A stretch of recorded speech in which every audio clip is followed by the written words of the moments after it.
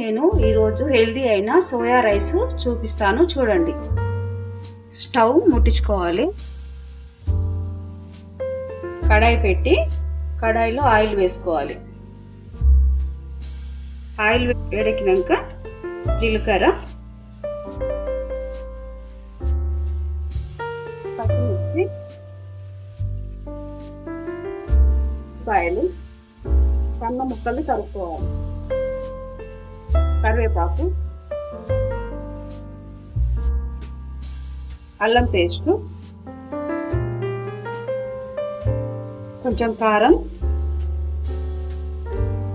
Garam masala, vegetable masala, తగినంత ఉప్పు వేయించాలి. ఒక హాఫ్ అన్ అవర్ ముందు నానబెట్టుకున్న సోయా వేసుకోవాలి.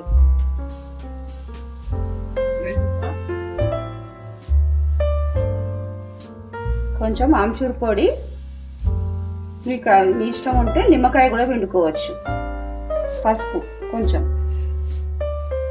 మిల్ మేకర్ మంచిగా ఉడికాక రైస్ వేసుకోవాలి. అన్నము పొడి పొడిగా చేసి పెట్టుకోవాలి.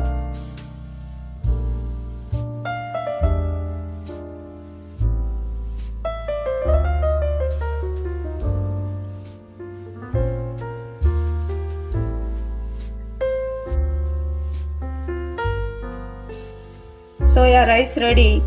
చాలా టేస్టీగా చాలా బాగుంటుంది. రెసిపీ నచ్చినట్టయితే లైక్ చేయండి, షేర్ చేయండి, సబ్స్క్రైబ్ చేయండి.